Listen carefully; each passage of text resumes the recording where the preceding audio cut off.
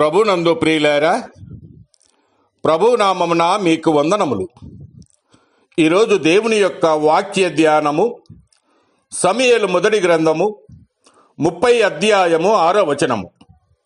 దావీదు మిక్కిలి దుఃఖపడెను, మరియు తమ తమ కుమారులను బట్టి కుమార్తెలను బట్టి జనులకందరికీ ప్రాణము విసిగినందున రాళ్ళు రువి దావీదును చంపుదము రండని వారు చెప్పుకొనగా, దావీదు తన దేవుడైన యెహోవాను బట్టి ధైర్యము తెచ్చుకొనెను.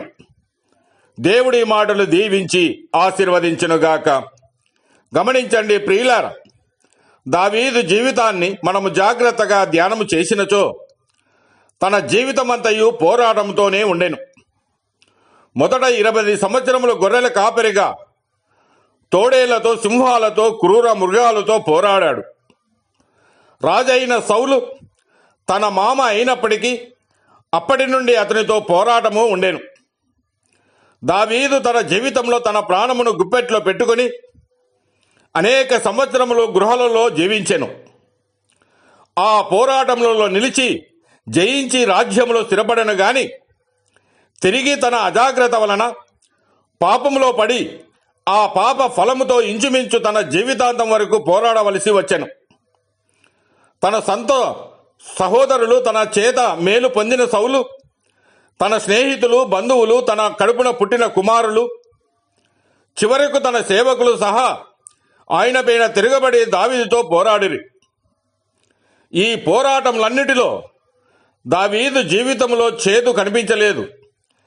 దేవుణ్ణి దూషించలేదు, మరొకరిని నిందించలేదు, తన విశ్వాసపు పోరాటమును విడిచిపెట్టలేదు. అవును ప్రియులారా, క్రైస్తవ జీవితము పోరాటమే.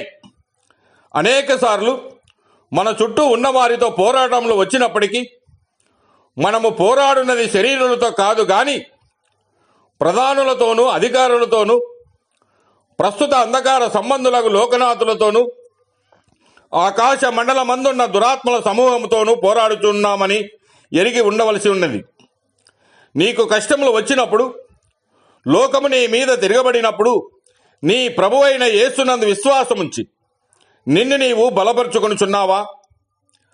రాజుల నమ్ముకొనుట కంటే యెహోవాను నమ్ముకొనుట మేలని వాక్యము సెలవిస్తూ ఉన్నది.